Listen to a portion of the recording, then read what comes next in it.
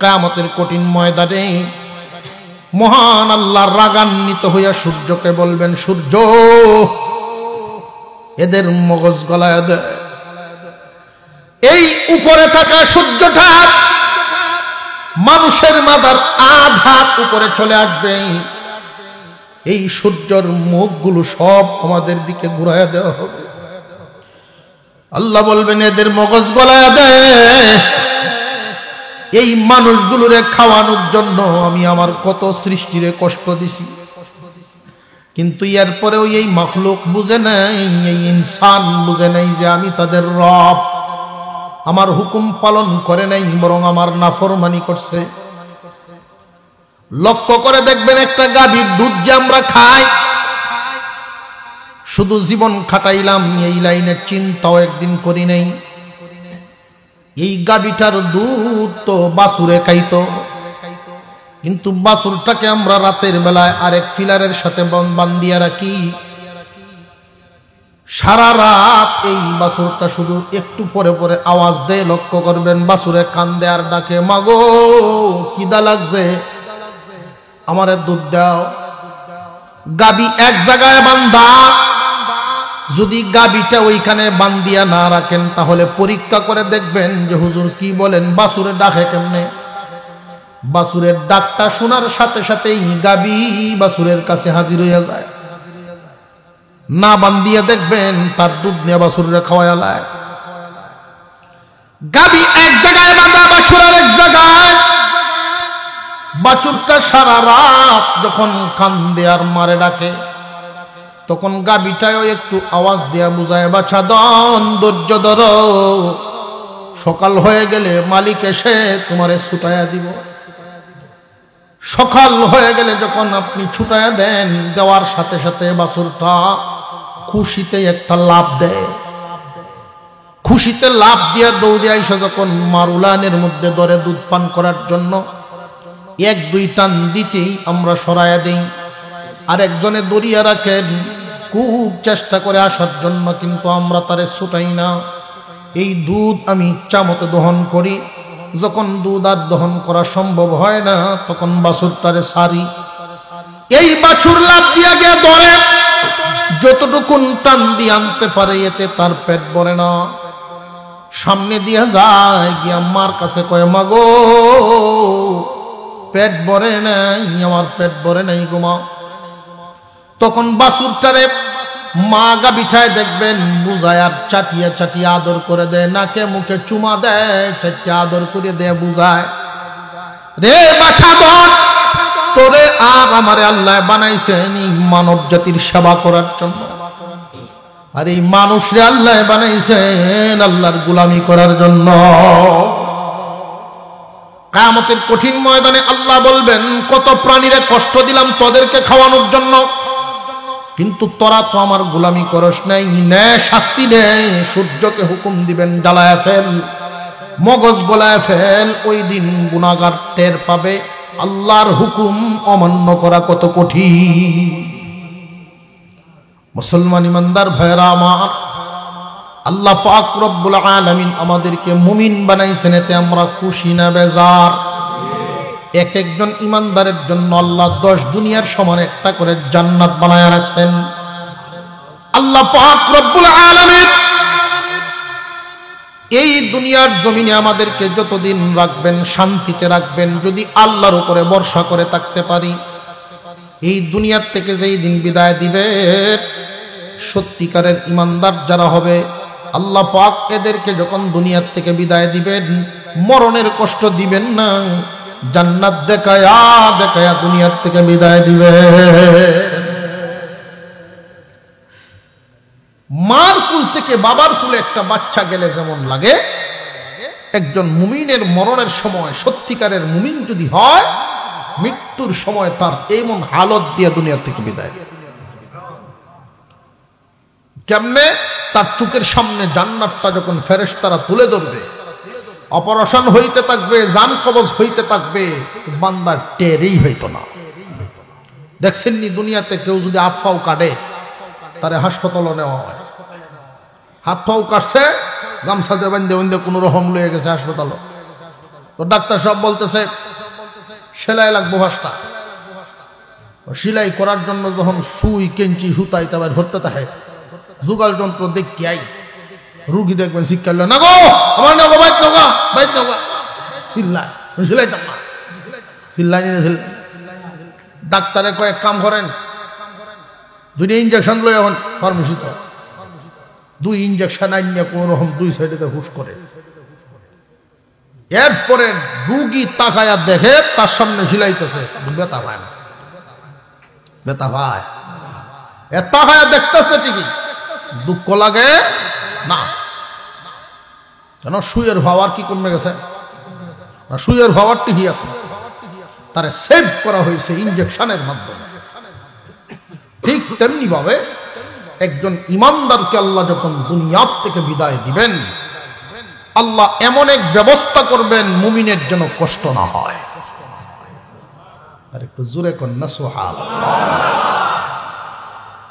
আর যদি মুমিন আল্লাহর প্রিয় বান্দা হইতে না পারো তাহলে তোমার জান কবজ করার সময় এই পরিমাণ কষ্ট হবে একটা জীবিত প্রাণীকে যদি উল্টাবায় তার চামড়া ছিলানো হয় উল্টাবায় চামড়া ছিলানো হইলে যেই পরিমাণ কষ্ট হবে এর চাইতে দ্বিগুণ কষ্ট দিয়ে জান বাহির করা হবে। আপনারা যে মাঝে মাঝে কাজ কাম করলে আঙ্গুলো উবদাও যে দেখছিল উবদা উঠে যায় এই উবদার দইরে বিসমিল্লাহ করে টানতে দেবেন যে কেমন লাগে সারা শরীরের চামড়া যদি উল্টাবায় ছিলানো হয় অবস্থাটা কেমন হয়। আল্লাহ আমাদেরকে খাঁটি মুমিন না বানায়া দুনিয়ার থেকে নিও না গো আল্লাহ। তো নিজেদের চেষ্টা তো করতে হইব। নবীজি সাল্লাল্লাহু আলাইহি ওয়াসাল্লাম বলেন قال النبي صلى الله عليه وسلم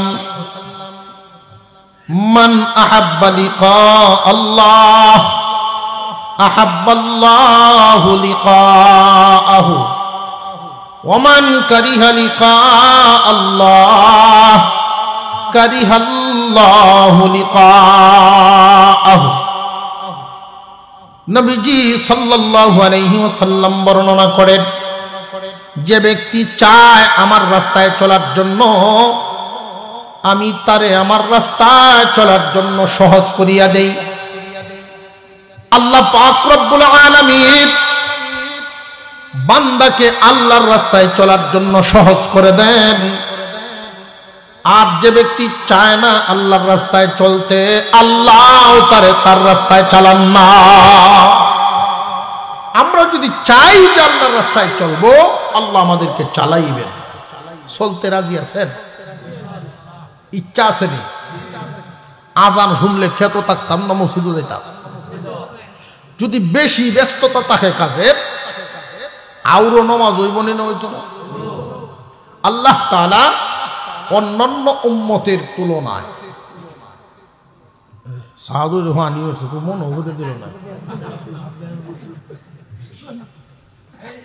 অন্যান্য উম্মতের তুলনায় আল্লাহ আমাদেরকে কিছু বাম্পার নিয়ামত দিয়েছে। বাম্পার নিয়ামত, বাম্পার নিয়ামত হইল এই নিয়ামত আর কেউ হয়েছে না, শুধু আমরা। কথা বুঝে আসতেছে? আউরের মধ্যে কিছু বাম্পার হলো নয়, হয় না। বাম্পার ফলন হইল তার এই পরিমাণ ফলনই হইছে সারা আউরও আর তার সমান করবে। আমাদেরকে আল্লাহ কিছু বাম্পার নিয়ামত দিচ্ছেন। 1 নাম্বার, তামাম দুনিয়ার জমিনটা আল্লাহ আমাদেরকে মসজিদ বানায় দিয়েছে। অন্যান্য নবীর উম্মতেরা নির্দিষ্ট জায়গায় গিয়ে আল্লাহর ইবাদত করা লাগতো। আল্লাহ আমাদেরকে এরকম নির্দিষ্ট করে দিচ্ছেন না। জামাতে নামাজ পড়লে সব বেশি, অবসর থাকলে ভিন্ন জায়গায় না, মসজিদ হয়। সবাই যখন মসজিদে এসে জামাতে নামাজ পড়বে, ইসলামের এত বড় একটা সৌন্দর্য এটা বেদিনরা দেখলে তাদের মন কানবে মুসলমানরা কত ঐক্যবদ্ধ। আমরা নামাজ ও জামাত শামিল ওইটি হই, কিন্তু বাহিরে যা দেখাই ভিতরে তা না।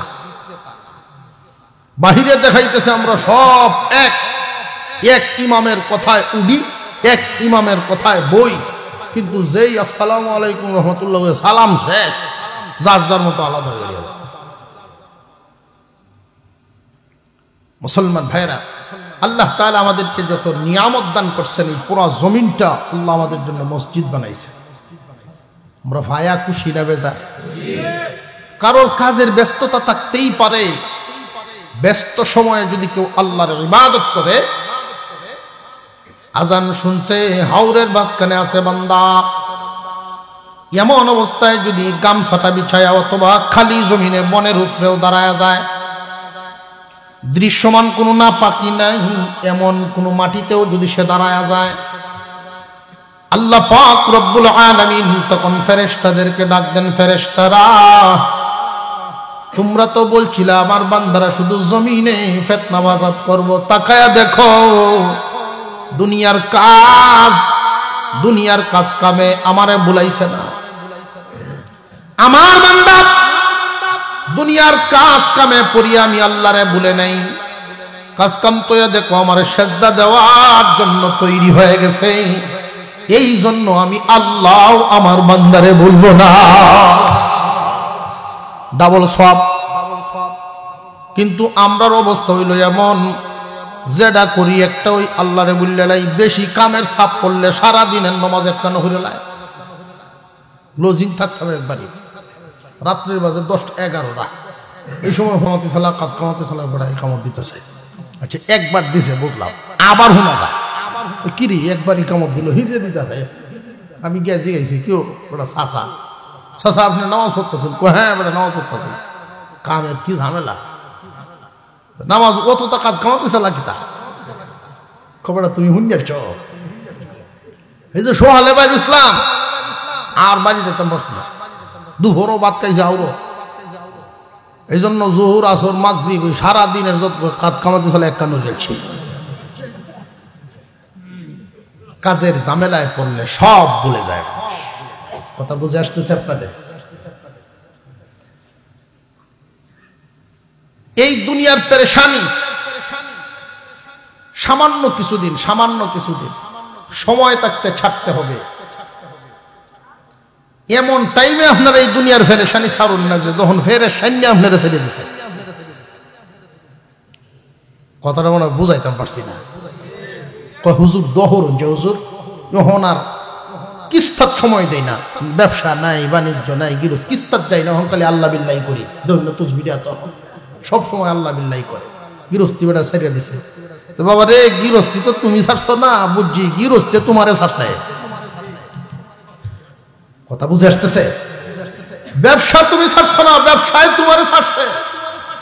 কাস্টমারে 500 টাকা দিলে বেটা বুলের 800 ঘুরায় দেয়, ব্যবসা চলবে ওটা দেয়া। ফুলাফানে কয় তুমি মসজিদে যাও, আল্লাহ আর কত বললে আল্লাহ বিল্লাহ করো। মনে হইতেছে যে সারা জীবন দুনিয়া কামাইছ, কখন শেষ বয়সে কটা দিন আখেরাত কামাইয়া যাও, বলে হে রোগে খাই ভাই তা বুঝাইতেছে তুমি সেটাই রোগে।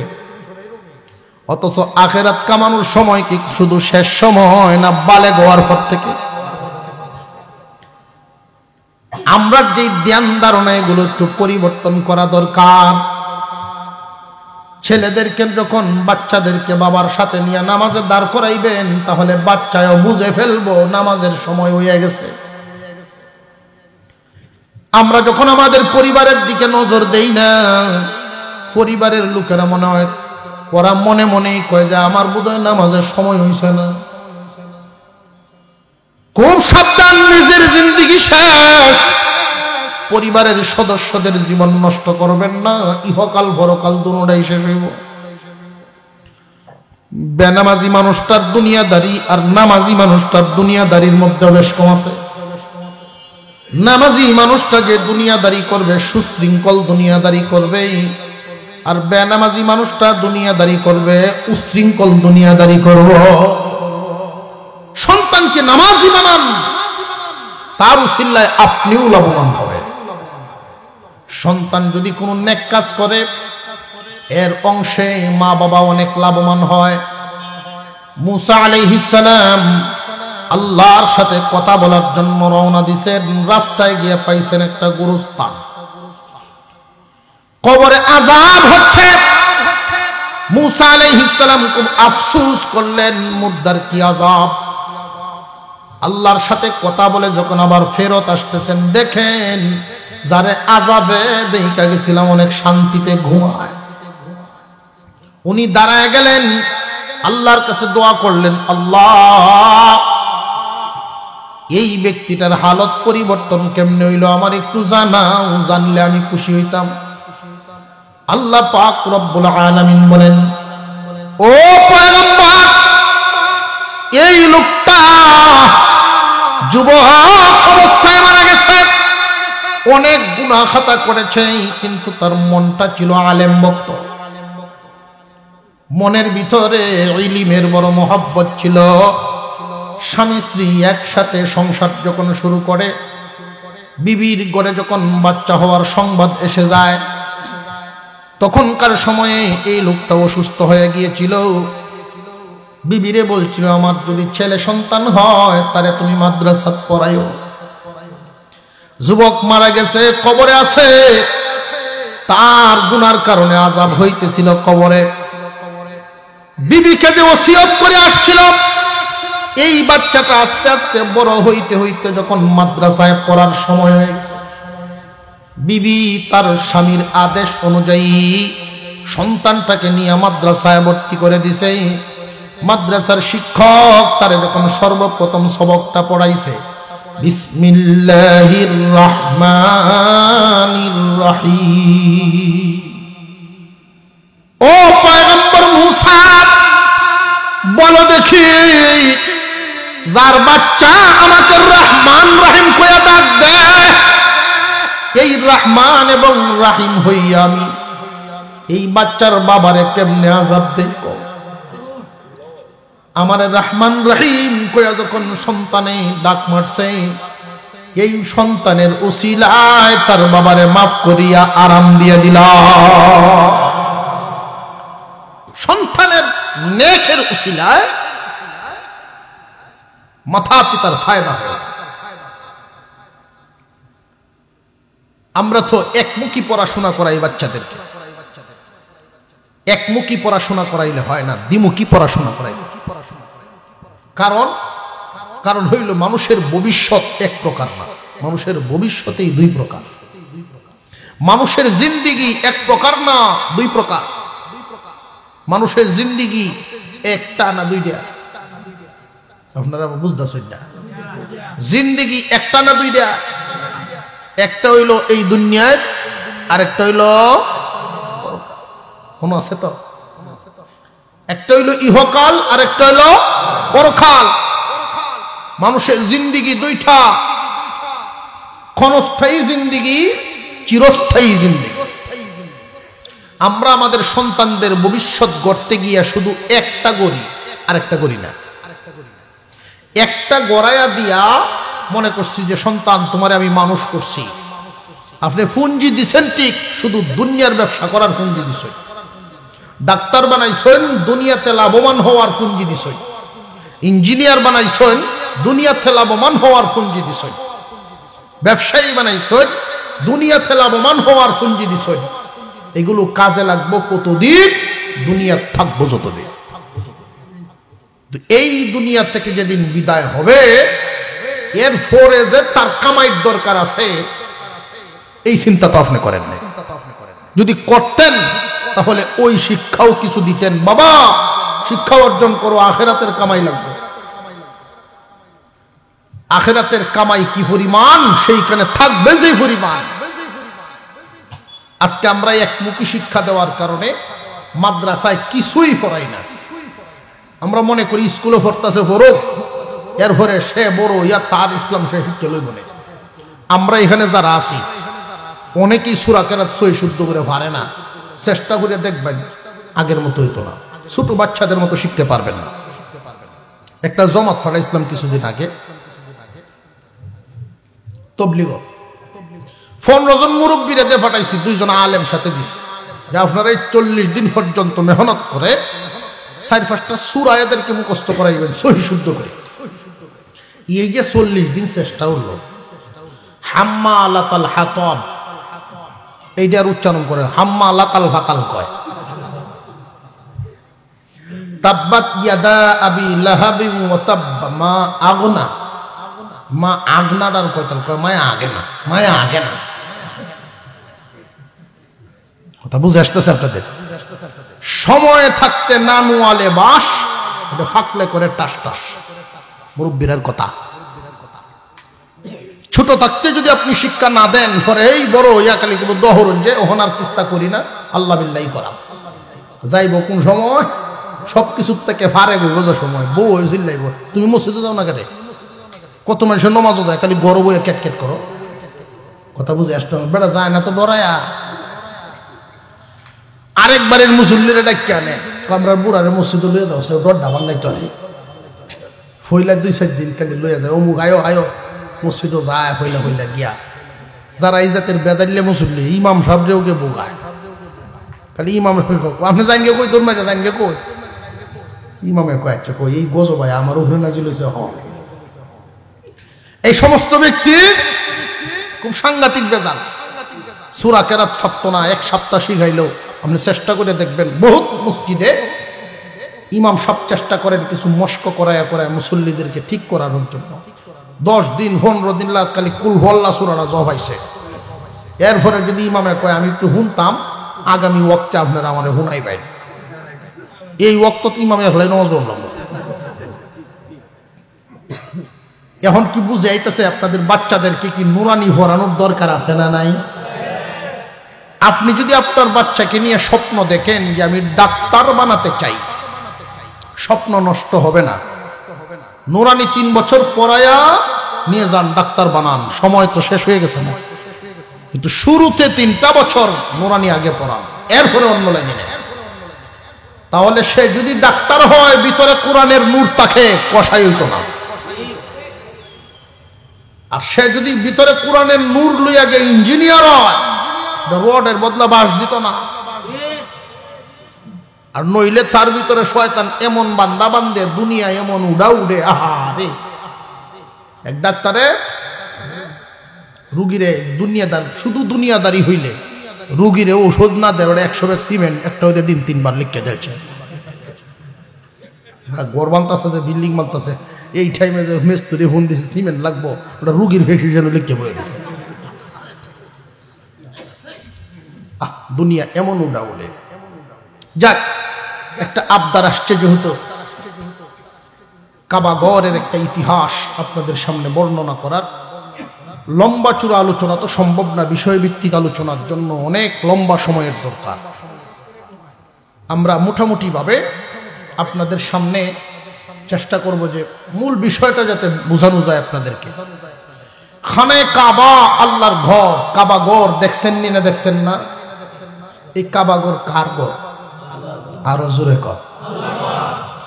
খানে কাবা সর্বপ্রথম আল্লাহ পাক রব্বুল আলামিন বানাইছেন ফেরেশতা খাদিমের মাধ্যমে। এই খানে কাবা পরবর্তীতে আদম আলাইহিস সালামের মাধ্যমেও কাজ করাইছেন। এই কাবাগরের মর্যাদা অনেক অনেক অনেক।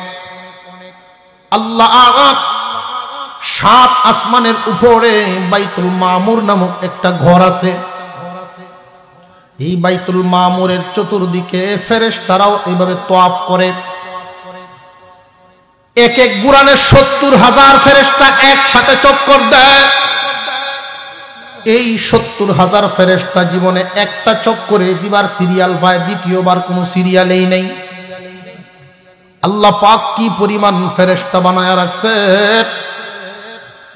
ওরা তওয়াফ করে, কারণ কি? আল্লাহ রাব্বুল আলামিনের কাছে মাপ চায়, মাপ চায়, সব সময় আল্লাহর কাছে মাপ চায়। আল্লাহ পাক রব্বুল আলামিন বলেন, ফেরেশতারা আদম বানানোর আলোচনার ক্ষেত্রে তোমরা যে একটা আপত্তি করছিলা, যুক্তিসঙ্গত আপত্তি, এই আপত্তিটা করার কারণে তোমরা আমার কাছে মাপ চাইতেছো। সামান্য একটা কথার কারণে তোমরা এত মাপ চাইতেছো তওয়াফ করিয়া করিয়া। কিন্তু আমি যে আদম জাতি বানাইতেছি, এই আদম গুনাহও করতে পারবে, নেকিও করতে পারবে। গুনাহ করার যোগ্যতাও তাদেরকে আমি দিয়েছি, নেকি করার যোগ্যতাও দিয়েছি। এই আদম সন্তান গুনাহ করিয়া করিয়া যেন আমার কাছে মাপ চাইতে পারে, এই জন্য জমিনেও এদের জন্য একটা ঘর বানায়া দাও। ঘর বানাইবে কোথায়? ওই বাইতুল মামুর থেকে যদি একটা পাথর ছাড়া হয়, ওই পাথরটা আইসা আইসা 7 আসমান ভেদ করিয়া নিচে পড়তে পড়তে খানায়ে কাবার ছাদের উপরে পড়ব। আল্লাহ পাক রব্বুল আলামিন এই খানায়ে কাবা বানায় রাখছেন আদম সন্তানেরা ভুল করে যেন তওয়াফ করতে পারে, আল্লাহর দরবারে মাপ চাইতে পারে। আমরা যখন 5 ওয়াক্ত নামাজ পড়ি কাবা ঘর সামনে নিয়েই তো পড়ি। এই খানায়ে কাবা এটা শুধু আজকের নয়, পৃথিবীতে আদম নবীকে পাঠাইবার আগের ঘর। তখনও আদম নবীকে পাঠান নাই, এর আগেই আল্লাহ কাবা ঘর বানায়া রাখছে। এই খানায়ে কাবা নূহ আলাইহিস সালামের প্লাবনের বেলায় মাটির নিচে পড়ে গেল। আল্লাহ পাক রব্বুল আলামিন আল্লাহর পছন্দের 2 জন বান্দার মাধ্যমে মাটি সরাইয়া এই কাবা ঘরের আবার ভিত্তি স্থাপন করাইলেন, পুনর্স্থাপন করাইলেন। এই 2 জন বান্দা, একজনের নাম ইব্রাহিম আলাইহিস সালাম, আরেকজনের নাম ইসমাঈল আলাইহিস সালাম। যুগ যুগ ধরে কাবা ঘরের ইজ্জত সম্মান চলে আসতেছে। ইসলাম তো কোনো দুনিয়ায় আসে নাই, আপনার আমার নবী আসেন নাই দুনিয়াতে। এর আগেও মানুষেরা কাবা ঘরকে তওয়াফ করত, এর আগেও কিন্তু হজ পালন করত। হজ পালনের পদ্ধতি ছিল ভিন্ন ভিন্ন। ইসলাম ধর্মে একরকম, অন্যান্য ধর্মে ছিল আরেক রকম, কিন্তু কাবা ঘরের মর্যাদা সর্বযুগে সব ধর্মেই ছিল। আপনার আমার নবী, বিশ্ব নবী রাহমাতুল লিল আলামিন যখন কালিমার দাওয়াত দেন, এই কালিমার দাওয়াত দেওয়ার ক্ষেত্রে বাধা দেয় মক্কার শক্তিশালী দলটা। বিশ্ব নবী রাহমাতুল লিল আলামিনের মন সবল করার জন্য, মুসলমানদেরকে উৎসাহ দেওয়ার জন্য আল্লাহ কুরআনুল কারীমের ভিতরে ছোট্ট একটা সূরা নাজিল করলেন। সূরার নাম সূরাতুল ফিল। ফিল শব্দের অর্থই হলো হাতি। ফিল শব্দের অর্থ কি? হাতি। আল্লাহ পাক রব্বুল আলামিন এই সূরা নাজিল করে আপনার আমার পয়গম্বরের মনের সাহস বাড়ায়া দিলেন, সাহাবীদেরকে মনের সাহস বাড়ায়া দিলেন।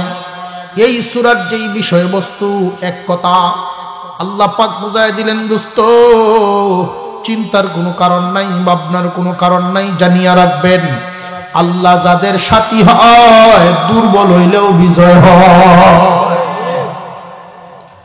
আল্লাহ যাদের সাথী হয় তারা দুর্বল হইলেও বিজয় হয়। কোনো সন্দেহ আছে নাকি? মহান আল্লাহ পাক রব্বুল আলামিন এই সূরা নাজিল করার পরেই সাহাবীদের অন্তরে একটা সাহস, স্পিরিট এসে গেছে। নবীজি মনে মনে ভাবতেছিলেন, ইসলামের দাওয়াত যেইভাবে দিতেছি আর তারা যেইভাবে বাধা দিতেছে, মানুষ ইসলাম কতটুকুন কবুল করবে, আমি কতটুকুন আগাইতে পারবো। আপনার আমার পয়গম্বরকে আল্লাহ জানায় দিলেন, দোস্ত ইসলাম তো আপনার মর্জি মাফিক শুরু করেন নাই, কালিমার দাওয়াত আমার হুকুমে শুরু করেছেন। আপনি আমার প্রেরিত রাসূল, এই নীতি এই ধর্ম তো আমি আল্লাহ, আপনি আমার ডিউটি করেন, দাওয়াত দেওয়া আপনার কাজ আর হেদায়েত দেওয়া আমার কাজ। এই হস্তি বাহিনীর ব্যাপারে আল্লাহ নবীজিকে সূরা ফিলের মধ্যে জিজ্ঞাসা করেন, আলাম তারা কাইফা ফাআলা রাব্বুকা বিআসহাবিল ফিল। ও পয়গম্বর, আপনি কি দেখেন নাই হস্তি বাহিনীর সাথে? ও পয়গম্বর, আপনি কি দেখেন নাই হস্তি বাহিনীর সাথে আপনার রব কি আচরণ করেছেন? আমাদের 1 নম্বর প্রশ্ন হলো, এই হস্তি বাহিনী কারা? 2 নম্বর প্রশ্ন হলো, তারা এসেছিল কোথায় থেকে? 3 নম্বর প্রশ্ন হলো, এদের সাথে আল্লাহ কি আচরণ করেছেন? মহান মাওলায়ে কারীম আচরণ কি করেছেন সেটা তো সূরার ভিতরে উল্লেখ করে দিয়েছেন, তবে একটা কথা লুকায়িত আছে, সেটা হলো মহান আল্লাহ বলেন, ও পয়গম্বর আপনি কি দেখেন নাই হস্তি বাহিনীর সাথে কি আচরণ করেছেন? আল্লাহ কি এদের চক্রান্ত ধ্বংস করে দেন নাই? আমাদের 1 নাম্বার প্রশ্ন হলো হস্তি বাহিনী কারা, 2 নাম্বার প্রশ্ন হলো এসেছিল কোথায় থেকে, 3 নাম্বার প্রশ্ন এদের চক্রান্তটা কি ছিল। কথা বুঝে আসতেছে? ইয়ামেন নামক একটা দেশ, এই ইয়ামেনের সম্রাট ছিল তখন আব্রাহা। এই আব্রাহা কেমনে সম্রাট হইল এরও এক ইতিহাস। আমরা ওই দিকে আর গেলাম না, শুধু আব্রাহাত থেকে শুরু করি, তাহলেই এই প্রশ্নগুলোর উত্তর মিলে যাবে। আব্রাহা কি চক্রান্ত করলো? চক্রান্ত করেছিল মারাত্মক এক চক্রান্ত। চক্রান্ত কাকে বলে? সেটা হলো যেটা গোপনে করা হয়। চক্রান্ত কাকে বলে? যেটা গোপনে করা হয়। আপনার বিরুদ্ধে যদি কেউ চক্রান্ত করে আপনাকে জানায়া করবে না, যেটা আপনাকে জানায়া করে এটা চক্রান্ত নয়, যেটা গোপনে গোপনে করে ওইটার নাম হইল চক্রান্ত। আব্রাহা তারও একজন বস ছিল, সেই বসের কাছে ফোন দিয়েছে। বসের কাছে তখনকার সময়ের যে যোগাযোগ ব্যবস্থা, পত্রের মাধ্যমে চিঠির মাধ্যমে জানাইছে, আমি একটা ইচ্ছা পোষণ করেছি, আমি শুধু আব্রাহা এই ইয়ামেনের সম্রাট থাকতে চাই না, আমি বিশ্বের সম্রাট হইতে চাই। লুবে মানুষ ধ্বংস হয়, লুবের সাথে আকলে পারে না। লুবের সাথে কিয়ে পারে না? আকলে পারে না। কেউরে যদি লুবে ফায়াম এ যে ধ্বংস এটা নিশ্চিত। কথা বুঝাইতেছে আপনাদের? কেউরে যদি লুবে ফায়াম এ যে ধ্বংস হবে এটা নিশ্চিত। তার যত আকলেই তা হোক, আকলে তারে বাঁচাতে পারবে না। আব্রাহাম মনে মনে চিন্তা ভাবনা করে ফেলল, সম্রাট হতে চাই, বিশ্বের সম্রাট। তখন তো ইন্টারনেটের যুগ না যে আমি বিশ্বের কোনায় কোনায় সহজে আমার নামটা পৌঁছায়া দিব। কি কাজ করলে বিশ্বের সব মানুষ আমারে চিনব এবং আমারে ডরাইব? খুঁজিয়া পাইছে এক কাজ। কি কাজ? যে বিশ্বের বুকে একটা জায়গায় এমন আছে যেই জায়গাটা সব মানুষের চিনে। জায়গাটা হলো মক্কা নগরী। আর একটা ঘর আছে যেই মানুষকে সবাই যেই ঘরকে সম্মান করে, এই ঘরটার নাম হলো কাবা ঘর। একটা জায়গা সবাই চিনে মক্কা, একটা ঘর সবাই সম্মান করে, এখানে কাবা। আব্রাহাম মনে মনে সিদ্ধান্ত নিয়ে নিল, এই ঘরটা যদি আমি ভাঙ্গিয়া দেই তাহলে বিশ্বের কোনায় কোনায় এই খবর পৌঁছে যাইব। কে ভাঙলো? আমার নাম পর্যন্ত পৌঁছিয়া যাবে। আর এমন ভাবে আমি ভাঙবো যাতে আমার মোকাবেলা কেউ করতে না পারে। বিশ্বের যে কোনো বাদশা আমার নামটা শুনলেই তখন থরথর করে কাঁপবে। আমি যে কত বড় জালেম অনুমান হয়ে যাবে যে নাকি আল্লাহর ঘর ভাঙতে পারে। এই সম্মান চিনিয়ে নেওয়ার জন্য সর্বপ্রথম সে নিজে একটা কাবা বানাইছিল, গির্জা। অনেক বড় ইতিহাস। এই গির্জা বানায় সে সফল হতে পারে নাই। অবশেষে সিদ্ধান্ত নিল কাবাঘর ভাঙবে। খুব ছোট করে বলতেছি আপনাদের সামনে এই ইতিহাস। কাবাঘর ভাঙ্গার জন্য যেই দিন রওনা দিবে, তার যেই বস ছিল, বসে তার জন্য 8টা বড় বড় হাতি পাঠাইছে। এই 8টা হাতি কেন? চিঠির নিচে লেখা দিছে, রে আব্রাহা, তুমি জীবনে কোনোদিন মক্কায় যাও নাই। তখনকার সময়ে মক্কার ঘরখানে, কাবার ঘর 8টা মোটা মোটা পিলারের উপরে স্থাপিত ছিল। এই বাদশাহ জানায় দিয়েছে, হাতির গলাগুলোর মধ্যে শিকল বেঁধে পিলারের মধ্যে বাঁধিয়া যখন একটা টান দিবা, সাথে সাথে মুহূর্তের ভিতরে কাবাঘর নিচে পড়ে যাবে। 8টা হাতি, খুব শক্তিশালী 8টা হাতি দিয়েছিল। এই 8টা হাতির মধ্যে সৈনিকদেরকে বসাইবা, আর তোমার ব্যবহারের জন্য আলাদা একটা হাতি দিলাম। এই হাতিটার নাম হলো মাহমুদ নামক হাতি। এই পৃথিবীর জমিনে মাহমুদ নামক যেই হাতিটা, এই রকম হাতি মিলানো বড় কঠিন ছিল। মাহমুদ হাতি, হাতি নিজের ভাষাও বুঝতো, মানুষের ভাষাও বুঝতো। প্রাণীদের প্রত্যেকটা প্রাণীর আলাদা আলাদা নিজস্ব ভাষা আছে। গরুর ভাষা আছে, ছাগলের ভাষা আছে, মুরগির ভাষা আছে। এই ভাষাগুলো আমরা বুঝি না। দেখবেন মুরগির ভাষা মহিলারাই বুঝে, কি জানি একটা শব্দ করে ডাক দেয়, সব মুরগি একখানে ওরে। গরুর ডাক গৃহস্থে বালা বুঝে, কি শব্দ ব্যবহার করে, ডাইনে যায় বামে যায়। হাতির আলাদা আলাদা শব্দ আছে, এটা হাতির মালিক যারা চালায় তারা জানে। কিন্তু এই মাহমুদ নামক হাতিটা মানুষের স্বাভাবিক কথাবার্তাও বুঝত। এই হাতি বাহিনী নিয়ে তৎকালীন জামানায় প্রায় ৬,০০০ হাতি। কয় হাজার? গোয়া কিছু দিয়া ৬,০০০ হাতি। প্রশ্ন জাগতে পারে, হুজুর ৫টা হাতি একখানো দেখলেই তো আমরা জান শেষ। ৬,০০০ হাতি, এত হাতি তৎকালীন জামানায় কেমনে মিলাইল?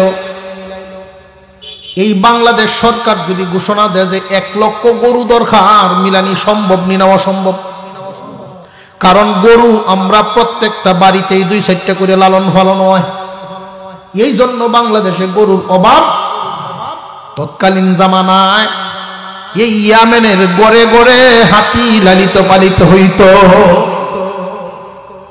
মিলানি কি কঠিন না সহজ? ৬,০০০ হাতি সৈনিকরা নিয়ে যখন সুসজ্জিত হয়ে রওনা দিল, তার দেশের ভিতরেই এই বাহিনীর মোকাবেলা করার জন্য একদল মানুষ তৈরি হয়ে গিয়েছিল, কিন্তু কেউ মোকাবেলা করে পারে নাই। একটা কাফেলা তাদের সাথে যখন মোকাবেলা করে, ওই কাফেলার সর্দারের নাম ছিল হানাতা।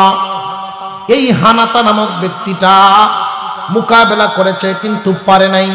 হানাতার বংশবুনিয়াদ, আত্মীয় স্বজন, পরিবারের সদস্য সহ সবাইকেই শহীদ করে দিয়েছিল। এই হানাতাকে মারে নাই। আব্রাহায় বলল, ও আমার সৈনিকেরা, হানাতারে তোমরা মেরো না। এই হানাতা কাবা গড়ের আশেক একজন মানুষ, খানায় কাবার বড় আশেক। প্রতি বছর হজের মৌসুমে হানাতা মক্কা নগরীতে যায়, হাজিদের খেদমত করত, কাবাগরকে বড় মোহাব্বত করত।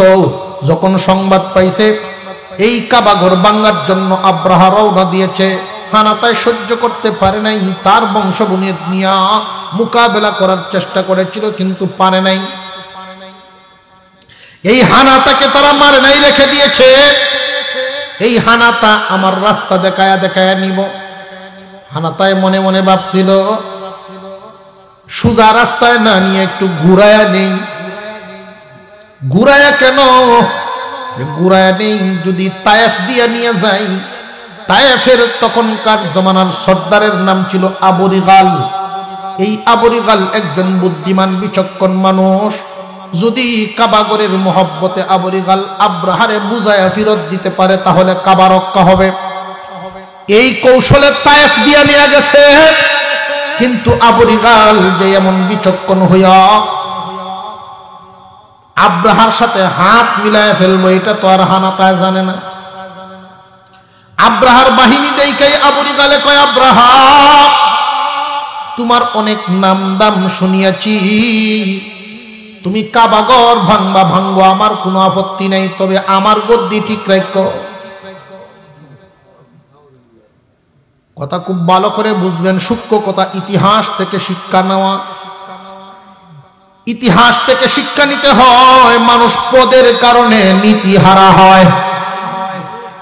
যদি পদ পায়, বহু মানুষ এমন আছে, যদি একটা দলের পদ পায়, বেটা ইসলাম ছাড়তে রাজি। এমন গাদাও আছে না নাই? বহু মানুষ এমন পদ পদবীর কারণে নীতি আদর্শ পর্যন্ত বিকায়া দেয়। এই আব্রাহা, তায়েফ আর মক্কা নগরী খুব বেশি দূরত্ব নয়। তায়েফের শাকসবজি মক্কার বাজারে বিক্রি হয়। তাহলে খুব বেশি দূরে না খুব কাছাকাছি? এরপরেও কাছের শহরের মানুষ গিয়ে তাদের সাথে হাত মিলায় ফেলছে দুনিয়ার পদ পদবীর লোভ লালসার কারণে। হানাতা খুব আফসোস করতেছিল, একটা হাতির উপরে আবু রিগাল আর একটা বড় হাতিটার উপরে তো আব্রাহা আছেই। ৬,০০০ হাতি পিছনে নিয়ে আস্তে আস্তে তারা সামনের দিকে আগাইতেছে। একটা জায়গার মধ্যে আসছে, সেই জায়গাটার নাম ছিল মাগমাস। মাগমাস নামক জায়গাটা হলো তখনকার সময়ের চারণভূমি। মক্কা নগরীর মানুষের উট বকরি বেড়া এগুলো ওইখানে ঘাস খায়, বিশাল অঞ্চল। ওইখানে এসে তারা তাবু গেড়েছে, প্রথমেই কাবা করে হামলা করবে না। চিঠি একটা লেখছে, এই হানাথা তুমি যাও এই চিঠি লইয়া মক্কা নগরীতে যারা বসবাস করে কাবার আশেপাশের মানুষ তাদেরকে গিয়া সংবাদ জানায় দাও আব্রাহা বাদশাহ এই কাবাগর ভাঙ্গার জন্য। সে তার কাজ ঠিকই করিয়া যাবে। এতে যদি তোমরা বাধা প্রদান করো তাহলে প্রথমে তোমাদেরকে মারা হবে, এরপর কাবা ভাঙ্গা হবে। আর যদি তোমরা বাধা প্রদান না করো তাহলে তোমাদের কাউকে কোনো ক্ষতি করা হবে না। তার কাজ করিয়া সে চলিয়া যাবে, এই সংবাদটা গিয়া পৌঁছায়া দিয়ে আসো। আব্রাহার এই চিঠি নিয়া হানাতা যখন মক্কা নগরীতে ঢুকেছে, রে মক্কার মানুষ জলদি আসো, জলদি আসো, তোমাদের জন্য বিরাট একটা দুঃসংবাদ। মানুষ খুব দৌড়াদৌড়ি করে হানাতার কাছে যখন বিরেছে তখন হানাতায় বলতে শুরু করলো, আব্রাহা ৬,০০০ হাতি নিয়ে এই কাবাগর ভাঙ্গার জন্য আসছে। যদি তোমরা মোকাবেলা করো তাহলে তোমাদেরকে ধ্বংস করা হবে, আর না হয় তোমাদেরকে কিচ্ছু করা হবে না, কাবাগর ভেঙ্গে চলে যাবে। মক্কা নগরীর মানুষেরা তখন বলতেছিল যে আমরা তো জানি না, এই কাবাগরের দেখভাল করার জন্য একজন জিম্মাদার আছেন যার নাম আব্দুল মুত্তালিব, বিশ্ব নবী রাহমাতুল লিল আলামিনের দাদাজান।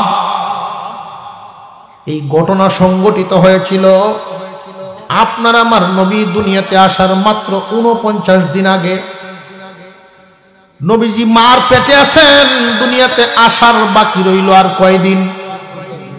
৪৯ দিন আগে মানুষের বডি, হাত কান নাক সব কিছু অঙ্গ প্রত্যঙ্গ মার পেটে হয়নি না হয় না? আল্লাহর নবী, বিশ্ব নবী, যার উসিলায় আল্লাহ দুনিয়া বানাইছে, যার উসিলায় দুনিয়া বানাইছেন, তিনি কিন্তু আসার পথে কমপ্লিট মার গর্ভে বিশ্রামে আছেন। এই মুহূর্তে আব্রাহা আসছে কাবাগর ভাঙবে। আল্লাহ পাক রব্বুল আলামিন আপনার আমার পয়গম্বর মক্কায় আছেন, এই অবস্থায় আল্লাহর ঘর ভেঙে ফেলবে, এত বড় দুঃসাহস! পয়গম্বর তো মক্কায় মার পেটে, দুনিয়ায় আসেন নাই, মাত্র ৪৯ দিন বাকি। আব্দুল মুত্তালিব হলো জিম্মাদার কাবাগরের তখনকার সময়ে। এলাকার মুরব্বীরা বলতেছেন, দেখি জিম্মাদারে কি বলেন। আব্দুল মুত্তালিব আসছেন, উনি আইসা বলেন, হানাতারে আব্রাহারে গিয়া ভালোভাবে বুঝাও, এই ঘর আমাদের কারোর একার কোনো ঘর নয়, কোনো ব্যক্তি ঘর নয়, এই ঘরের মালিক হলো আল্লাহ। এই ঘর বড় সম্মানী ইজ্জত হলো ঘর। এই ঘর যেই দিন বাজেট করা হয়, দিনের একটা সম্মান, দিনের একটা সম্মান আছে, খুব ভালো করে বুঝবেন। আমাদের এই দেশটা যেই দিন স্বাধীনতা লাভ করেছে সেই দিনটার একটা ইজ্জত সম্মান, দুনিয়াবি নজরে একটা সম্মান আছে না নাই? এই দিনটাকে বাংলাদেশের মানুষ স্বাধীনতা দিন হিসেবে স্মরণ করেনি না করে না? রে হানাতা, এই কাবাগর সাধারণ কোন দিনে বাজেট করা ঘর নয়। এমন একটা দিনে এই ঘরের বাজেট হয়েছিল। এই ঘর তো মাটির নিচে চাপা পড়া ছিল। যেই দিন ইব্রাহিম আলাইহিস সালাম তার কলিজার টুকরা সন্তান ইসমাইলকে কুরবানি দেন, কুরবানি দেওয়ার জন্য তো হাত থেকে ছুরিটা ছেড়েই দিয়েছেন। আল্লাহু আকবার বলে মহান মাওলাই করিম কুরবানি কবুল করেছেন, ইসমাইলকেও হেফাজত করছেন। আল্লাহ পাক রব্বুল আলামিন বলেন, খলিল আমার, আমি যা চেয়েছিলাম তা পেয়ে গেলাম। ইসমাইলের গলা কাটাটা তো আমার উদ্দেশ্য নয়, আমি চাইছি আপনার মন পরীক্ষা করার জন্য। আপনার মনে ইসমাইলের ভালোবাসা বেশি নাকি আমি আল্লাহর ভালোবাসা বেশি? পরীক্ষা করে দেখলাম পাশ করে ফেলছেন, পিতা এবং পুত্র দুজন পাশ। এই মুহূর্তে আমি আল্লাহ বললাম, যা চাইবেন আমি তাই দিব। কি চাইবেন চান? মুহূর্তটা ছিল এমন, ইব্রাহিম আলাইহিস সালামের হাতে ছুরি ধরার দাগটা রইছে। এখন কোন শক্ত জিনিস আপনি মুইট মেরে দইরে হাত চারবেন, দেখবেন এই জিনিসটার দাগটা থাকে। এতক্ষণ পর্যন্ত আছে। ইসমাইল যে মরুভূমিতে শুইছিলেন, উঠে দাঁড়াইছেন, মরুভূমির দুলাবালি লেগে গেছে। এই টাইমের মধ্যে আল্লাহ বলেন, কি চাইবেন চাও। ইব্রাহিম এবং ইসমাইল দুজন পিতার পুত্র খোলা আসমানের নিচে দাঁড়ায়া আল্লাহর দরবারে চাইছিলেন, আল্লাহ দুইটা জিনিস আপনার কাছে চাইব। এক নাম্বার, তুমি আমারে এমন একটা জিনিস দিবা যেটা একটাই আছে তোমার কাছে। আল্লাহ তুমি একটা জিনিস দিবা যেটা একটাই তোমার কাছে আছে। যে কোনটা চাও খলিল আমার?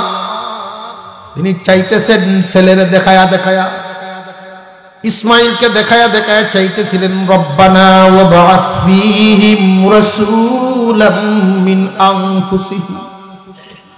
ও আল্লাহ, আমার এই ছেলের বংশধরের মধ্যে মুহাম্মদ নামক নবী দিবা। মুহাম্মদুর রাসূলুল্লাহ নামক নবী শেষ নবী এবং শ্রেষ্ঠ নবী, যেই নবীর চার কাজ থাকবে, এই নবীকে আমার এই ছেলের বংশধরের মধ্যে দিয়া দিবা। আল্লাহ বলেন মঞ্জুর। দুই নাম্বার চাইমু আমি আমার এই ছেলে সহ বংশধর সহ, যারে চাইলাম উনি সহ যেই ঘরে ইবাদত করব সেই ঘর বানানোর তৌফিক দিতা। দুইটা বস্তু একদিনে চাইছেন। এক নাম্বার বিশ্ব নবীকে চায়া বইছেন, দুই নাম্বার কাবা ঘর চাইছেন। আল্লাহ বলেন, খলিল আমার, মঞ্জুর করে নিলাম দুটা। নকশা দেওয়া আছে, আমার জিব্রাইল মাটি সরায়া দিব, পিতা এবং পুত্র মিলিয়া ঘর বানায়া উঠায়া ফেল। ইব্রাহিম আলাইহিস সালাম মিস্ত্রি, ইসমাইল হইলেন যুগালু। দুই হাত খুব ভালো করে বুঝেন, দুনিয়ার বিল্ডিং আর আল্লাহর ঘরের মধ্যে তফাৎটা একটু বুঝেন। দুনিয়ার বিল্ডিং এর ডিজাইনের হর সামান্য একজন ইঞ্জিনিয়ার মানুষ, আর ওইখানে কাবার ডিজাইনার স্বয়ং আল্লাহ। দুনিয়ার ঘরের মিস্ত্রি সামান্য মানুষ, কিন্তু ওই ঘরের মিস্ত্রি ইব্রাহিম আলাইহিস সালাম, যিনি নাকি আল্লাহর খলিল। দুনিয়ার ঘরের যুগালু আর আল্লাহর ঘরের যুগালু ইসমাইল আলাইহিস সালাম। পাথর পাহাড় থেকে এনে এনে পিতা এবং পুত্র দুজনে জোড়া দিয়া দিয়া উপরে উঠাইতেছেন। যেই নকশা ইসমাইল আলাইহিস সালাম আর ইব্রাহিম আলাইহিস সালামের হাতে ছিল, জিব্রাইল দিয়ে গেছেন, এই নকশা অনুযায়ী কাবাঘর উঠাইবেন। নকশা যারা ওইখানে গিয়েছেন দেখবেন অনেক উঁচা, জমিন থেকে প্রায় 30 হাত উঁচা হইল ছাদ। এই 30 হাত উঁচা পর্যন্ত লাগাল পাওয়া যায় না। ইব্রাহিম আলাইহিস সালাম দোয়া করলেন, আল্লাহ নকশা তো দিলেন, এই নকশা পর্যন্ত আমি উপরে উঠবো কেমনে? আল্লাহ পাক জিব্রাইলকে দিয়ে একটা পাথর ফাটায় দিলেন। ওই পাথরটার মধ্যে তুমি দাঁড়াইবা, মনে মনে যখন কইবা পাথরটা একটু উপরে উঠা দরকার, তোমারে নিয়ে লিফটের মতো উপরে উঠব। যখন বলবা ডানে যাওয়া দরকার, ডানে যাইব, বামে রইল বামে যাইব। এই পাথরও পা দিয়া দিয়া তুমি নকশা পূরণ করিয়া লও। কাজ কমপ্লিট হয়ে গেল। পাথর কিন্তু জান্নাতে নেওয়া হয় নাই, মাকামে ইব্রাহিম নামে মক্কায় স্থাপন করা হয়েছে। যারা খানায় কাবা তওয়াফ করেছেন দেখবেন হাতিম আর মুলতাজিম, অর্থাৎ খানায় কাবার দরজা আর হাতিমের সুজা মাঝখানে একটু কাঁচ দেয়া বেড়া দেওয়া আছে। এই জায়গাটাই মাকাম ইব্রাহিম, ইব্রাহিম আলাইহিস সালামের পায়ের ছাপ সহ সেই পাথর বিদ্যমান। আল্লাহ পাক রব্বুল আলামিন কবুল করেছেন এমন একটা দিনে। রে হানাথা আব্রাহারে গিয়ে বুঝায় কও, ওই দেখো পাথরটা এখনো বিদ্যমান। হানাথাও হাউমাউ করে কাঁদতেছে, হাউমাউ করে কাঁদতেছে। আমি বুঝাইছি বুঝে না, সে যা নিয়ত করেছে তাই করবে। বিশ্ব নবীর দাদা যান, লম্বা ঘটনা, উনিও গিয়ে বুঝাইছেন, মানে না। সুজা উনি চলে আসছেন আইসা মক্কাবাসীকে নিয়া। আল্লাহর খলিল যেই মানুষকে চাইছিলেন বিশ্বনবী মুহাম্মদুর রাসূলুল্লাহ, তিনিও তখন মক্কায় আছেন না নাই? মার গর্বে, মা আমিনার গর্বে বিশ্বনবীর বরকতে মক্কা নগরীতে এমন কিছু কাজ হয়েছিল। যদিও তিনি মার গর্বে আছেন, ওই যে জমজম কুয়া, জমজম কুয়ার পানি উঠানোর জন্য মহিলারা আইসা জমা হইতো। মহিলারা রশি ফালায় বালতি দিয়ে পানি উঠাইতো। মা আমিনা যখন পানি নেওয়ার জন্য আসতেন, নিচের পানিটা উপরে উঠে যেত। মহিলারা বলতো, আমিনা তুমি একটু দাঁড়াও, তোমার উসিলায় আমরা একটু আরামে পানি নিই। আব্দুল মুত্তালিব বলেন, দোয়া করব, তবে একজনে গিয়ে আমার মা আমিনারে লইয়া। আমিনা যদি আমার কাছে থাকে, আমিনার বরকতে আল্লাহর দরবারে দোয়া কবুল হইবার পারে। আব্দুল মুত্তালিব খানায় কাবার দরজার চৌখাটের মধ্যে ধরে রাখছেন, কান্না শুরু হয়ে গেছে। আব্দুল মুত্তালিব বলে, আল্লাহ, এমন কোন ভুল করছি নাকি যে এই কাবাঘর আমাদের সামনের থেকে নিয়ে যাইবা? এই মক্কাবাসী একটা সন্তানকেও এত মহব্বত করে না, কাবাঘরটারে যেই পরিমাণ মহব্বত করে। আল্লাহ, আপনার তো ক্ষমতা নাই, বিশাল বাহিনী নিয়ে আসছে, তাদের মোকাবেলা করার ক্ষমতা নাই। যদি যুদ্ধ করি গো, একটা বাচ্চা পর্যন্ত দুনিয়াতে বাঁচবে না। কে তোমার ঘরের গোলামি করবো? আল্লাহ, তোমার ঘর তোমার হাওলা করে ছাড়লাম, এই ঘরের হেফাজত তুমি করিবা গো আল্লাহ। এইভাবে কান্নাকাটি করে দোয়া করলেন, দোয়া তো মঞ্জুর হয়ে গেছে। খানায় কাবার মালিক আছেন না নাই? জবান খুলে আল্লাহর নাম উচ্চারণ করেন, বলেন আল্লাহু আকবার। মাওলাই করিম মঞ্জুর করে ফেলছেন। ওনারা সব এখান থেকে সরে গেছে। আব্রাহা আসছে, 8টা শিকল 8 হাতির গলার মধ্যে লাগাইয়া দিছে। আব্রাহা যে হাতির উপর, হাতির নাম মাহমুদ। মাহমুদ নামক হাতিটার লাগাম ধরে ধরে টানতেছে ওই হানাতা কাবার আসে। হাউমাউ করে কান্দে আর কানে কানে হাতিটারে বলে, মাহমুদ রে, তোর মালিক তোর নিয়ে আইছে। কার ঘর ভাঙ্গার জন্য আইছে তুই তো জানোস না? ওই দেখ, তাকায় দেখ, এইটা তোর আর আমার মালিক আল্লাহর ঘর। যেই মাত্র হাতিটা শুনছে এটা আল্লাহর ঘর, মাহমুদ নামক হাতি আর সামনের দিকে কদম বাড়ায় না। এত শাস্তি দেওয়া হয়, এই হাতিটার সামনের দিকে কদম বাড়ায় না। আব্রাহা খুব শাসন করতেছে, খুব পিটাইতেছে, উল্টা দিকে যায় কিন্তু সামনের দিকে যায় না। এই দুনিয়ার জমিনে অনেক মানুষ এমন আছে, পশুরাই বুঝে কিন্তু মানুষে বুঝে না। এই মাহমুদ নামক হাতিটাই বুঝে ফেলছে আল্লাহর ঘর, কিন্তু আব্রাহায় বুঝে না যে আল্লাহর ঘর। বুঝলেও সে সামনের দিকে যায় কেন? তারে লুবে এমন পাওয়া পাইছে, সামনের দিকে যাইবার চায়, বাংবার চায়। যেই মাত্র 8টা হাতি শিকল লাগায় লাগায় নিয়ে খানায় কাবার ফিলার গুলোর মধ্যে পেছানো শুরু করবে, আগাইতেছে। এমনি তারা তাকায়া দেখে আল্লাহ পাক রব্বুল আলামিন এক জাত পাখি পাঠায়া দিছেন। ওই পাখিগুলোর অবস্থাটা কেমন ছিল বর্ণনা কেমনে করি? খুব ভালো করে দেখবেন, মাঝে মাঝে 500-1000 পাখি একসাথে জাক বেঁধে উড়াল দেয়। শীতকালে প্রায় সময় পাওয়া যায়। এইরকম একটা হালাত, একটা পাখি আর একটা পাখির ডানার সাথে ডানা লাগায়া রাখছে, একটার সামনে আর একটা যায় না, হুবহু সেনাবাহিনীর মতো মহান মৌলাই করিমের বাহিনী, পাখি বাহিনী আসা শুরু হয়ে গেছে। আল্লাহ পাক রব্বুল আলামিন বলেন, ওয়া আরসালা আলাইহিম তাইরান আবাবিল তারমিহিম বিহিজারাতিন মিন সিজ্জিল ফাজআলাহুম কাআসফিম মাকুল। আল্লাহ বলেন, ওই দিন যাকে যাকে পাখি পাঠায়া দেওয়া হলো, ওইখানে আমি যাকে যাকে দলে দলে পাখি দিলাম। এই পাখিগুলো এক একটা পাখির কাছে ছিল 3টা করে অস্ত্র, ঠুঠে 2 পায়ে 2টা, 3টা করে পাথর আল্লাহ দিয়েছেন। পাথরটার বিবরণ মসুরির ডাইলের চাইতে একটু বড়, মসুরির ডাইলের চাইতে সামান্য একটু বড়, বাদাম বিচির চাইতে একটু ছোট। ওই পাথরের আকৃতিটা ছিল খুব ধারালু, শুকরি বাংলা যেমন কাটা কাটা হয়, দাঁড়ালো দাঁড়ালো হয়, পাথরের আকৃতিটা ছিল এরকম। ওই পাথরটা নিয়ে পাখিগুলো যখন পুরা মক্কা নগরী ছেয়ে গেছে, অন্ধকার হয়ে গেছে, অন্ধকার দেখা যায়, আব্রাহা বাহিনী খুব আতঙ্কিত হয়ে গেছে। এমন আতঙ্ক তাদের ভিতরে শুরু হয়ে গেল, জীবনে কোনোদিন এই পাখি তো আমরা কখনো দেখি নাই, সনসন সনসন করে আওয়াজ করে করে আসতেছে।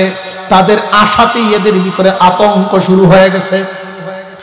আল্লাহর হুকুমে এই পাখিগুলো পাথর যখন ছাড়া শুরু করে দিল, ওই পাথরটা বিশাল একটা হাতির গায়ে লাগলে হাতি শেষ, মানুষের গায়ে যখন লাগে মানুষ শেষ। মানুষটার ভিতরে পাথরটা যখন এমন ভাবে ঢুকে যেত, মানুষের অবস্থাটা এমন হইতো, খুব ভালো করে বুঝবেন আমি বলতেছি। মানুষের যে শরীরের চামড়ার যেই প্যাকেটটা আছে আমাদের, ওই চামড়াটা প্যাকেটের মতো থাকতো, ভিতরে সব তুলা তুলা হয়ে যেত। এই পাথরটার গায়ে আল্লাহ এত শক্তি দিছে, আল্লাহর হুকুমে এই পাথর মানুষের মাথায় পড়ে যখন বডিতে ঢুকে যেত, হাড় গুড় যা আছে হাড়গুলো পাউডার হয়ে যাইতো, পাউডার। ওই পাথরটা ঢুকিয়া এক জায়গায় থাকে না, পাথরের স্পিড, রক্তের আবাস পাওয়ার কারণে স্পিড বেড়ে যায়। শরীরে একটা দৌড় দেয়, পায়ের পাতা পর্যন্ত চলে আসে, ওইখান থেকে আরেক দৌড় দিয়া মাথা পর্যন্ত চলিয়া যায়। ওইভাবে সারাটা শরীরের ভিতরে ঘুরাঘুরি করিয়া রগ নারী বুড়ি সব ছিদ্র করিয়া দিছে। মানুষটা জায়গায় পড়িয়া গেছে, বিশাল বিশাল হাতি পর্যন্ত জায়গায় পড়ে গেছে। এদের অবস্থাটা আল্লাহ কেমন করেছিলেন আল্লাহ নিজেই বলেন, ফাজআলাহুম কাআসফিম মাকুল। গরু যখন ঘাস খায়, পেট ভরিয়ে খাওয়ার পরে দেখবেন শুয়ে শুয়ে চাবাইতে থাকে। গরুটাই যখন শুয়ে শুয়ে চাবাইতে থাকে, চিবানো কিছু ঘাস মুখে থাকেনি না, থাকে না। আল্লাহ পাক রব্বুল আলামিন উদাহরণ পেশ করলেন, বক্কিত বুশির মতো বানায় ফেলছে, বক্কিত বুশির মতো। চিবানো বাপ, চিবানো খাবারের মতো হয়ে গেছে এদের বডিগুলো। আল্লাহ পাক রব্বুল আলামিন যেই পাথর নাজিল করেছিলেন, সর্বপ্রথম আবুল গাল জাগাত বর্তা, ওই যে মুনাফিক হাত মিলাইছেন ক্ষমতার লোভে, নিজেই নাই ক্ষমতার চিন্তা, কি নিজের এই অস্তিত্ব শেষ করে দেওয়া হয়েছে। কিন্তু আব্রাহারে আল্লাহ মক্কায় মারেন নাই, আব্রাহাকে আল্লাহ মক্কায় মারেন নাই, কারণ মক্কার পবিত্র ভূমি আব্রাহাকে গ্রহণ করবে না। আর একটা কথা কারণ আছে, আল্লাহ পাক এই মুহূর্তে যদি 1 মিনিটের ভিতরে আব্রাহারে মেরে ফেলেন, 1 মিনিটে এর শাস্তি হয় না। 1 মিনিটের মৃত্যুতে 1 মিনিটের সাজায় আব্রাহার শাস্তি হবে না। এই জন্য এই পাথরের আঘাত লাগাইয়া আব্রাহারে বিদায় দিলেন। লেজ গুটানো শিয়ালের মতো, লেজ গুটানো কুকুরের মতো পলায়ন করে যখন ওই ময়দান থেকে ছুটতে লাগলো, তার দেশে ইয়ামেনের দিকে যাইতেছে, যেই সমস্ত রাস্তা অতিক্রম করে এসেছিল সব মানুষে খবর পাইছে, আল্লাহর ঘর ভাঙতে পারে নাই, আল্লাহর ঘর আল্লাহ বাঁচাইছে। এই আব্রাহা পরাজিত হইয়া তার দেশে যখন চলে গেল, সারা বিশ্বের বুকে খবর ছড়ায়া পড়ছে আল্লাহর ঘরের হেফাজত করেছেন আল্লাহ। খানায়ে কাবার মর্যাদা কমছে না বাড়ছে? মক্কাবাসীর মর্যাদা কমছে না বাড়ছে? তামাম পৃথিবীব্যাপী মানুষের অন্তরে খানায়ে কাবার ইজ্জত আগে যেমন চলে যাচ্ছে আরো বেড়ে গেছে। কিন্তু পক্ষান্তরে আব্রাহার অবস্থা কেমন হইছে? আব্রাহা ওইখানে গিয়া যেই যেই অঙ্গের মধ্যে তার আসুরা লাগছিল, সিরাফারা কায়াজে গেছিল, এই জায়গাগুলো এখন পাকা শুরু হইছে, ক্যান্সার শুরু হইছে। এত উন্নত মানের চিকিৎসা দেওয়া হয় কিন্তু ভালো হয় না। ওইব কেমনে? বালা করার মালিককে। এই মালিক তো তার প্রতি নারাজ। যত মেডিসিন দেখ না কেন, মেডিসিনে কাজ হইতো না। আস্তে আস্তে পচা গলা শুরু হয়েছে। এমপি মন্ত্রীরা পর্যন্ত বিরক্ত যে আমরা এই মানুষের দুর্গন্ধ, ফসাদ দুর্গন্ধ লইতে পারি না। অবশেষে সিদ্ধান্ত নেওয়া হলো রাজপ্রাসাদে উনি থাকার যোগ্য নয়, প্রাসাদ থেকে বের করে দেওয়া হোক। প্রাসাদ থেকে বের করে পরিত্যক্ত জায়গার মধ্যে ওইখানে নিয়ে রাখা হোক। কর্মচারী মুঠা বেতনে 2 জন কর্মচারী নিয়োগ দেওয়া হইল সেবা করার জন্য। পরিবারের কেউ তার কাছে যায় না। হাইরে লাঞ্ছনা, হাইরে লাঞ্ছনা। কার সাথে বাজাবাজিটা করছো তুমি টের পাইছো না? দুনিয়ার মানুষ ওইখান থেকে শিক্ষা নেওয়া দরকার। বাজাবাজি করবা তো করবা, জেনতেন জায়গা দিয়া লাগাও না। আল্লাহর সাথে, আল্লাহর বাহিনীর সাথে, পীর মাশায়েখ হক্কানি উলামায়ে কেরামের সাথে যদি কেউ বিয়াদবি করে, আল্লাহ তার শেষ অবস্থাটা এমনই পরিণতি করেন। আব্রাহার মরণ লাঞ্ছনার মরণ, দুর্গন্ধের মরণ হইছে। কর্মচারীরাও অবশেষে তার কাছে যায় না। প্রয়োজনে না খায়া মরণ, তবু এই জাতের চাকরি করতাম না। নিজের মানুষ তো নাই, এই কর্মচারীও নাই। এমনি একটা ঘরের মধ্যে পচা গলা দুর্গন্ধ হইয়া দুনিয়ার থেকে বিদায় হয়েছে। লাঞ্ছনার মরণ। সম্মানের মরণ না লাঞ্ছনার মরণ? শিক্ষা গ্রহণ করা দরকার। যে সমস্ত মানুষ আল্লাহ ওয়ালাদের সাথে, অর্থাৎ ইসলামের যে কোনো একটা কাজের সাথে মহব্বত রাখে, আল্লাহ তাদেরকে সম্মানের মরণ, ইমানের মরণ দেয়। আর যারা এর বিপরীতে চলে যায়, এদের লাঞ্ছনার মরণ, বেঈমানের মরণ দেয়। আল্লাহ আমাদেরকে হেফাজত করো, বলুন আমিন।